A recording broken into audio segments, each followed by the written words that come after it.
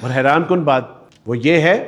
کہ محمد علی مرزا بھی اس میدان میں کود پڑے ہیں۔ ان کو لگتا ہے کہ چونکہ میرے اوپر غلط الزام لگا تھا، جو کہ بالکل غلط الزام نہیں تھا، انہوں نے کہا ہے کہ 6 ارب لوگوں میں سے 3 ارب عیسائی، کم و بیش عیسائیوں کی اکثریت جو ہے وہ محمد صلی اللہ علیہ وسلم کو معاذ اللہ دجال کے ساتھ تشبیہ دیتی ہے۔ ہم نے کہا کہ میرا تعلق عیسائیت سے تھا، عیسائی ایسی کوئی بات نہیں کرتے، نہ ان کا عقیدہ ہے۔ ان کا میں نے یہ نہیں کہا کہ وہ کہتے ہیں، میں نے یہ کہا کہ وہ سمجھتے ہیں، جبکہ ان کا آن دا ریکارڈ عمران ارشد کے ساتھ انٹرویو کہتے کہا ہے وہ پابند سلاسل کر دیے جاتے ہیں،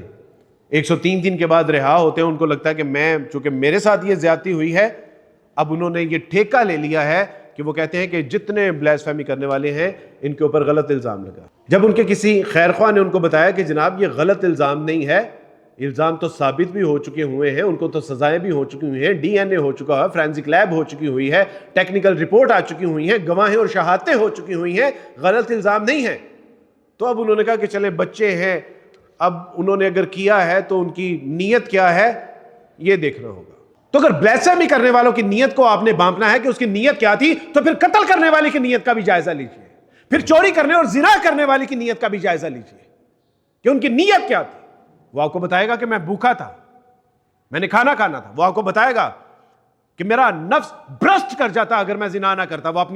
آپ کو اپنی کلیریفیکیشن دے گا۔ وہ آپ کو بتائے گا کہ اگر میں اس کو قتل نہ کرتا تو یہ مجھے قتل کر دیتا۔ یہ تمام سہولیات وہاں پر کیوں نہیں دیتے؟ یہ صرف توہین مذہب کرنے والوں کو کیوں دیتے ہیں؟ اب مرزا صاحب نے ایک نیا فارمولا استعمال کیا، وہ کہتے ہیں کہ نہیں، معافی کا جو ہے وہ دروازہ کھلا ہوا ہے، اگر ان سے ہو گیا ہے،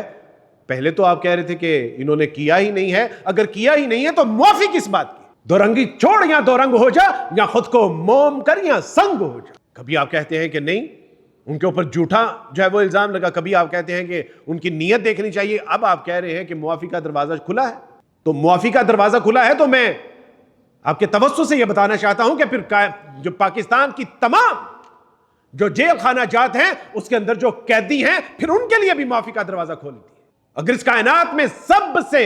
عزت، مقام و مرتبے والے کی شخصیت کی توہین کرنے والے کے لیے آپ کے لیے توبہ کا دروازہ کھلا ہے،